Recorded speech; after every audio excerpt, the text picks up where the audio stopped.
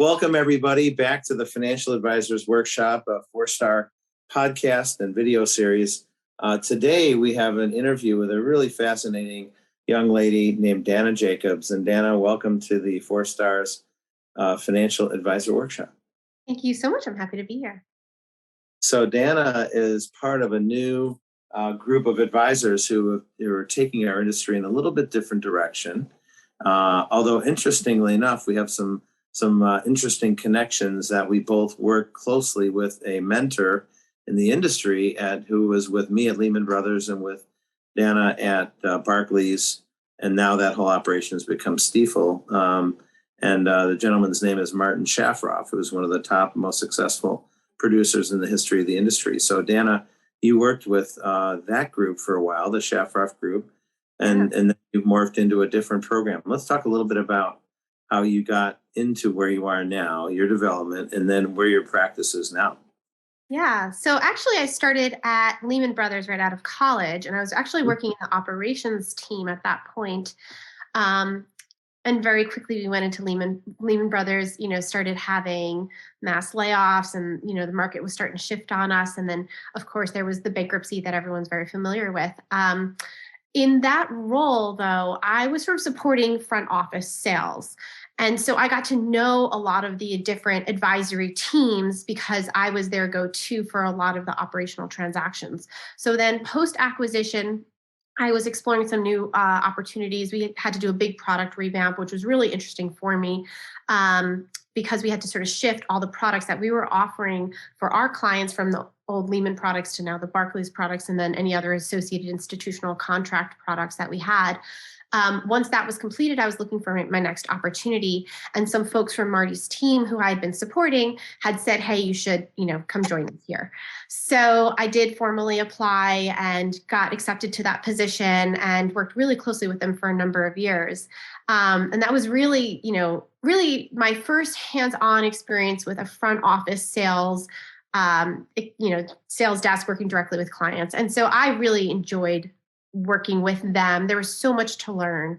And they really helped give me that sort of initial foundation of what I needed. I got my Series 7 license, set my 7, my 66, and really get me started in the industry. Nice. Yeah. So then once you were there, you were there for a bit and you learned what you did. And then you decided to go in a little bit different direction. Yeah. And let's talk about where you are now with Legacy Wealth. Yeah. So while I was there, we were working with, ultra high net worth clients because Marty's such a, strong advisor, and that was his client segment. And a lot of those, most of what we did was really product focused. We worked very heavily with private equity products, for example. And so a lot of those clients had a CFP either on retainer or running a family office. And a lot of the CFPs would come into meetings with us, or they'd be on calls, or they just have a POA, and we'd work directly with them at times. And they understood tax implications and estate planning implications and large upcoming transactions for the family that we weren't privy to. And that was really eye-opening for me. And we'd have like these big meetings, and I'd be sitting on one side of the table with Marty, and then the client and their CFP would be sitting across the table from us. And everything was, very, very cordial. He had a great relationship with his clients. But I just sort of said, I want to be on that side of the table with my clients, just sort of as a visual. Of course, now when I meet with clients, I still sit across from them. That's just how you're supposed to do it. But that's really sort of the image of how I was like, oh, I really understand how the CFP is working more intimately with the family and understands placement. And so I said, I want to go back to school. So I went back to school. I got my MBA. I got my CFP designation. And then I went to launch my business. But at that point, I saw the ultra high net worth market as an overserved community. And I was 20. I probably started all this when I was like 26. I was 29 when I finished my programs, got my MBA designation, launched the business, and had my first kid. It was a busy year for me. All right. But I saw myself, my husband and I, and all of my peers were making huge financial decisions all the time. And we don't really have the guidance. And our parents' model wasn't always the best model that we should be using. And that could be based on, first off, who you're choosing to spend your life with, but also career decisions and financial transactions, and if you should take a step back from your career for daycare, for example, starting to understand tax planning strategies and long-term investment and retirement saving strategies. Now we need life insurance all of a sudden because we have a house and a kid. What does that really look like for the average person that was going through the life phases that I was going through? And so I said, okay, I'm going to take all this knowledge that I've attained and apply it, but I'm going to target a different audience. And so I call that segment Henry's. Are you familiar with that acronym? Have you heard of that one yet? Yes. Yeah. Yes. So high earning, not rich yet. Yes. So, and it's a lot of folks that really, we're in this accumulation phase and really building wealth, but we want to just be mindful of how to do it in the best way possible. Right. So, that's really where I went when I pivoted and launched my business, and really started targeting those clients to make those decisions as efficiently as possible. Nice. So it really is a completely different business. Many of the older advisors are more product based. Right. But tremendous amount of knowledge there. But that now you've gone in a different direction, more of a planning based program. Exactly. Great. So most of my clients, when we first start working together, we create a financial plan up front. And then once we develop that plan, and it takes a few months, it's usually like 3-4 meetings, then we start working on implementation. And a lot of my investment recommendations don't really start coming until we're more in that implementation phase, because it's harder to gauge how we should be progressing with our investments and what we are targeting without really understanding all the other aspects of where their financial needs are and what their financial goals are. So it's definitely a little bit, because traditionally investment advice was the first thing we would talk about, and everything else was subsidiary. And now I engage first on the actual financial plan, looking at everything from debt and taxes, insurance, cash flow needs, short-term goals, long-term goals, and retirement choices before I will look at actually investments. So Danna, do you work with families similar to the practice when you were with Martin Shafroff, similar families, or more newer families? I do have a few high net worth clients, and it just was a good fit, either from a referral purpose or because they were aligned with all the other planning needs that they had. But the majority of my clients, I will say, are in more of an accumulation phase. So usually, a lot of dual income households where you have solid 6-figure earners respectively, but we're not quite in that ultra high net worth category. So looking back on it, if you were to take a planning filter to the previous business over at Barclays and Lehman, what kind of advantages do you think could come to that business, or was that just not the kind of business that you would want to do there? I mean, I feel like it's a little bit of an overserved community, and so it wasn't one that I was looking to do. To be 1,000% honest with you, Brian, I would talk about educating the next generation. I feel like, and that does granted loop into a lot of what I'm experiencing, but they always say, it takes 3 generations to sort of go through a whole wealth cycle.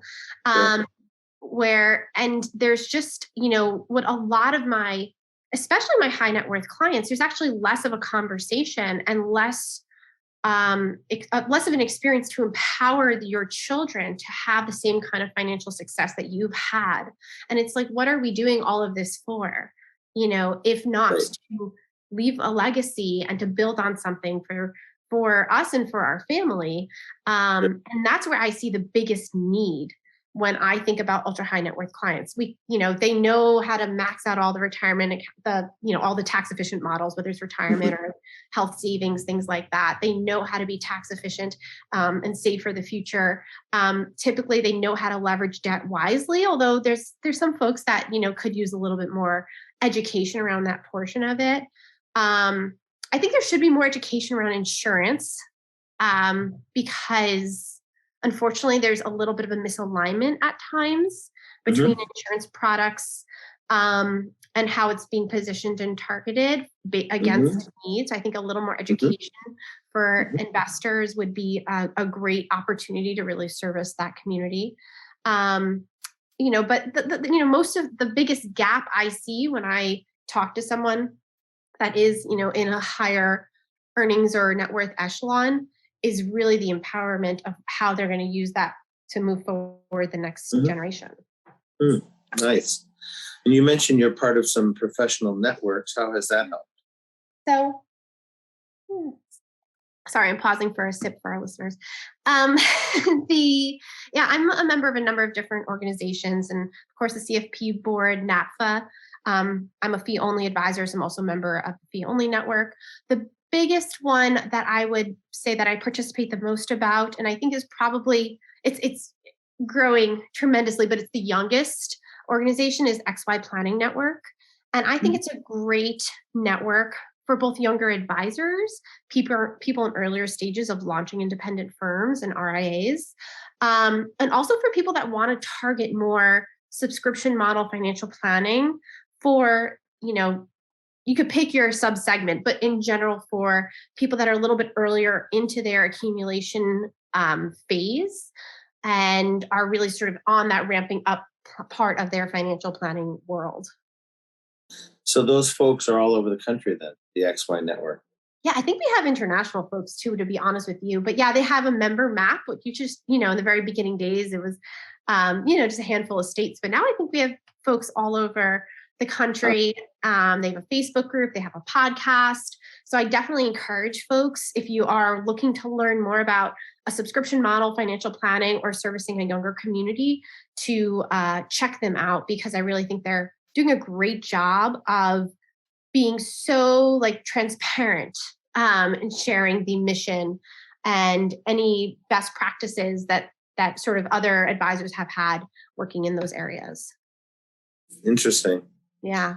So how different is that business then from dealing with the client? So when you consider how you did it in the product-based business that you were with at Barclays and Lehman before that, and the business now, do you spend more time with them, less time with them? Do you give them more advice? I mean, what are the differences? I think it's deeper.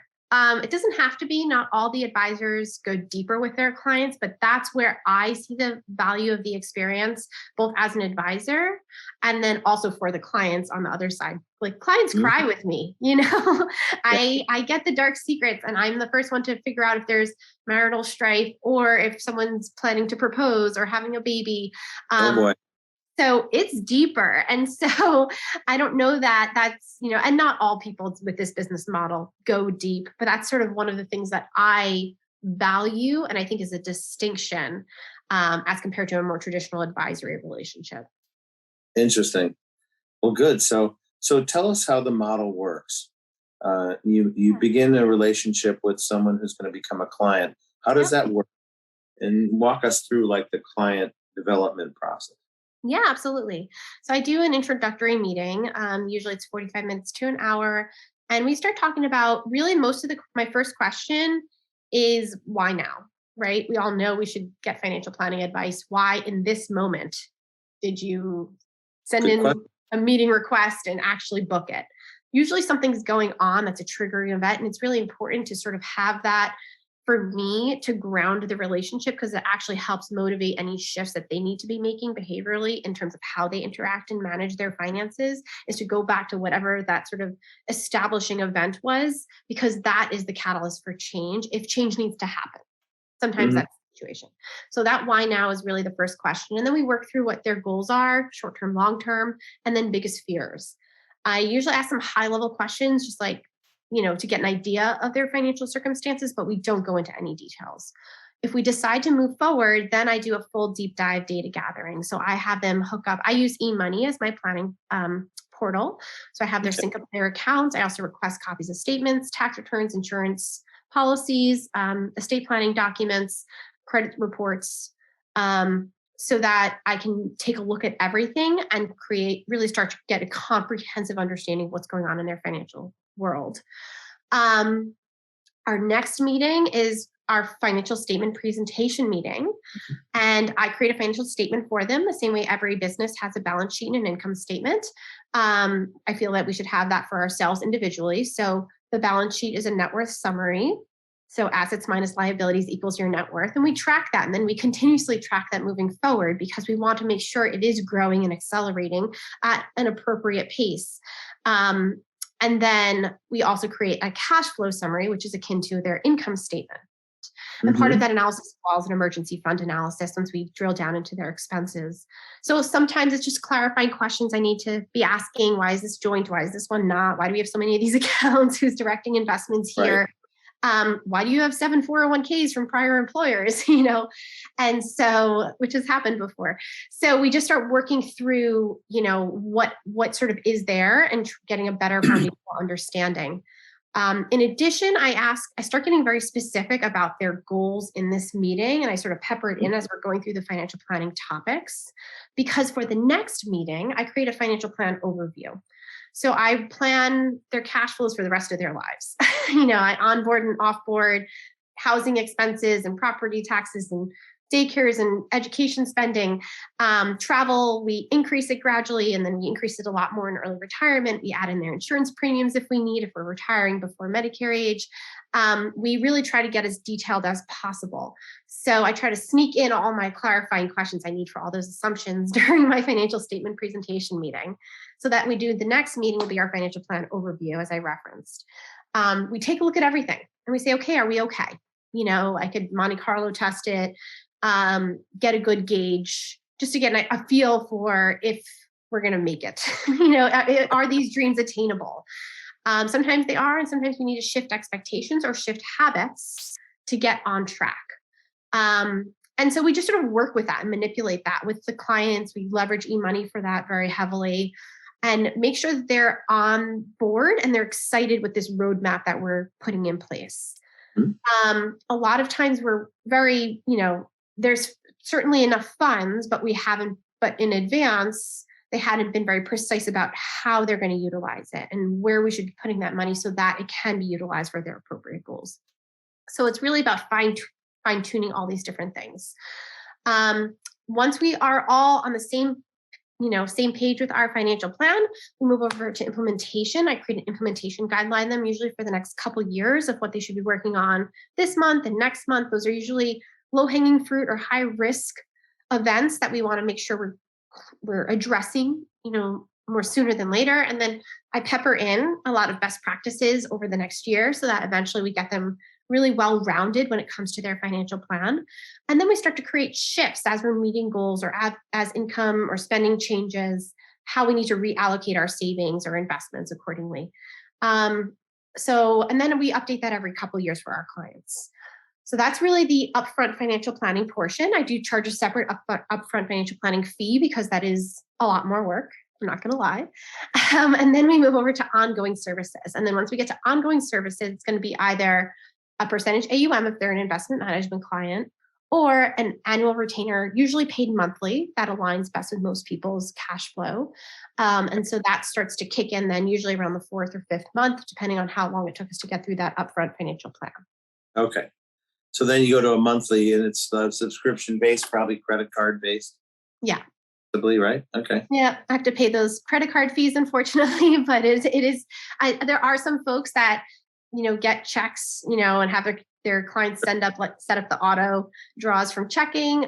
For me, I've just opted to absorb the extra credit card fees just for well, you can always charge more too to cover for it. Yeah. Exactly. So that's an interesting. So then you switch to an annual retainer, usually monthly. Yeah. Do you have any that are billing where you wait for checks? You mentioned that a little bit, or no? Not anymore. Back in the day when I first started, there were a few, but I think because of the strife with collections there, I have moved on to really taking it as they can do a debit card as well, but it's through an online payment portal. Yeah. Right. Okay. Wow. Great. Yep. So let me ask you, so as you're developing these relationships, does the process ever break down? Does the client and paperwork in, or do you get it to the point that it's so well organized, they're so deep in the discussion that 99% of the time the papers all come in, all the statements, everything you need? Yeah. So if we are having a hard time with data gathering, I usually just push people to eMoney. So then we at least start seeing what's happening currently. And then I will just pepper requests for just a handful of items at a time or gradually, so that people don't just get stuck in that data gathering process and we can't even get the ball moving.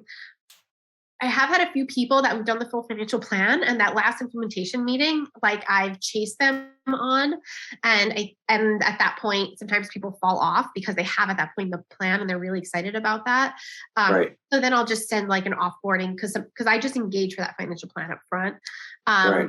Most of the time, sometimes we do move right into ongoing depending on what's happening with the client. So then I'll just send them their implementation and my offboarding letter. So that sometimes happens, but if there's a breakdown, it tends to be that upfront like data gathering or at the very, very end, because at that point they feel like they've gotten all they needed out of the experience once they've got that financial plan. But most folks, that tends to be the discrepancy. And a lot of times, if we really are having a hard time with data gathering, our first meeting is really just going to be sort of a working session where I'm there live, I screen share with them, either I'm in eMoney and I just give them, keyword permission so they could just be like, okay, so now type in here your Chase login information, right? So they're doing it. I don't have any of their secure information. But by doing a working session, then we also can in an hour do most of it, without issue. So there is a very, very small percentage that might not make it past the planning process to the retainer process. Yes, for sure. Okay. Yep, for So sure. And that's why we have a meaningful upfront financial planning fee, so that we are appropriately compensated for our time. And a lot of times those folks circle back 6 months, a year, 2 years. I even had someone circle back to me now from 4 years ago that they're now ready to, because we're engaging with people a little bit earlier in their financial life cycle, they might not be able to, or really be in a position where engaging on an ongoing retainer basis is going to make the most sense for them. But now that they have a platform and a plan for the next couple of years, then a lot of them have circled back once they are ready and they hit that sort of next threshold when it comes to their cash flow capabilities. Nice. So let's say you have a client who, let's say, has $1 million portfolio, home, bunch of assets, kind of high net worth, but not ultra high net worth. Yeah. What would be like an annual retainer for someone like that? Yeah. So typically it would be at 4,800. That's for most of my couples. They're at the 4,800 a year level, unless they graduate into an AUM model, which is, has a traditional breakpoint schedule and scales down at the $1 million mark to anything over $1 million is down to 60 basis points. Okay. Nice. Okay. Interesting. Good. So then, how long have you done the subscription model? Successfully or unsuccessfully? Because when we first that first year, things were a little, I tried hourly at first and had a subscription model without an upfront fee. Excellent Planning Network. Honestly, when I saw that they were suggesting that upfront financial planning fee, I was like, that makes so much more sense. And really, because yes, it's great to be compensated for our time. We don't want to waste our time. That could be going towards other efforts and other clients. But at the same time, it gets client commitment. So that's why I think it's so important. You need the client invested in this process. Otherwise, we're just going to be spinning our wheels. So successfully, I would just say after that first year, there's definitely some trial and error in the early days. Because I honestly, truly felt like I was making up a business model. I didn't feel like it existed at the time.